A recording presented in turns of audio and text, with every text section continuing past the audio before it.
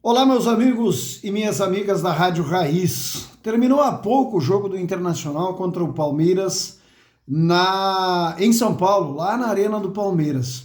O Internacional enfrentou simplesmente o líder do campeonato, uma sequência daquelas complicadas de início de retorno contra Flamengo, primeiro no Beira-Rio, e esta contra o Palmeiras.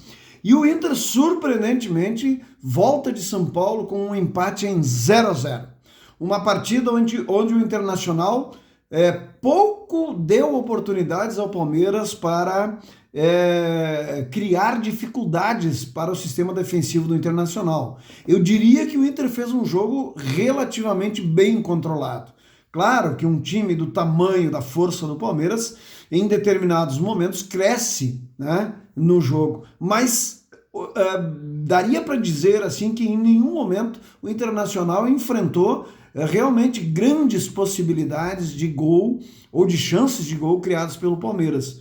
E esse é o resumo da partida. É a forma que o Internacional encontrou de jogar, principalmente contra os times grandes. O Internacional se defende bem, dá a bola ao adversário e tenta, numa escapada, num contra-ataque, criar dificuldades para o adversário.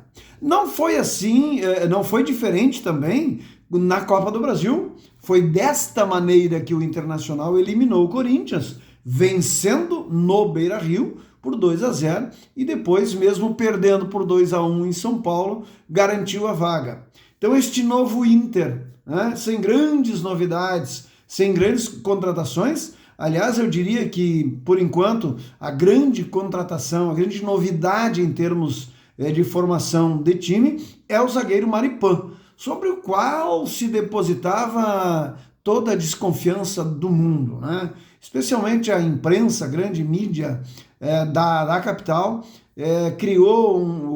tentou criar um clima muito ruim em torno da contratação em função das informações que se tinha. Bom, o Maripan está dando a volta por cima e se transformando numa peça fundamental nessa segurança defensiva que o Internacional criou. E veja, é um ponto, mas é um ponto fora contra o virtual, pelo menos no momento, campeão brasileiro, que é o Palmeiras, que está à frente do Flamengo com boa margem, inclusive. Então é um resultado extraordinário, como já foi aquele empate contra o Flamengo. O Inter agora tem, na próxima segunda-feira, o Remo, que está no outro extremo da tabela. É um dos times que está lá na zona do rebaixamento e o Internacional tem, portanto, a possibilidade de somar 3 pontos e se distanciar definitivamente do Z4. O Grêmio ontem também conquistou um resultado extraordinário. Jogando em casa contra o São Paulo, saiu perdendo, mas virou a partida e conquistou uma vitória fundamental nessa pretensão do Grêmio de definitivamente deixar para trás o Z4 e se firmar pelo menos na parte do meio da tabela.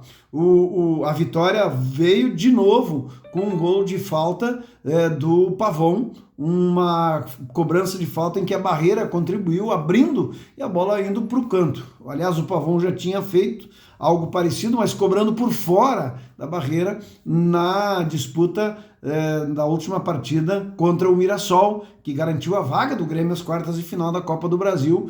E o Pavon hoje se transformou numa das referências do Grêmio, a figura que hoje é louvada pelo torcedor e bastante comemorada. Então, essa vitória joga o Grêmio para uma margem boa até, de 2 pontos para a zona do rebaixamento e dá uma tranquilidade para o Grêmio trabalhar e pensar naquilo que vem pela frente. É claro, já na próxima rodada o Grêmio joga fora, pega o Atlético Mineiro e, portanto, não terá vida fácil, sob hipótese alguma, no Campeonato Brasileiro. Mas o saldo do final de semana, o saldo da rodada para a dupla Grenal é extremamente positivo e dá aos torcedores de Grêmio Internacional uma expectativa muito otimista em relação àquilo que os times possam fazer no decorrer deste retorno do Brasileirão.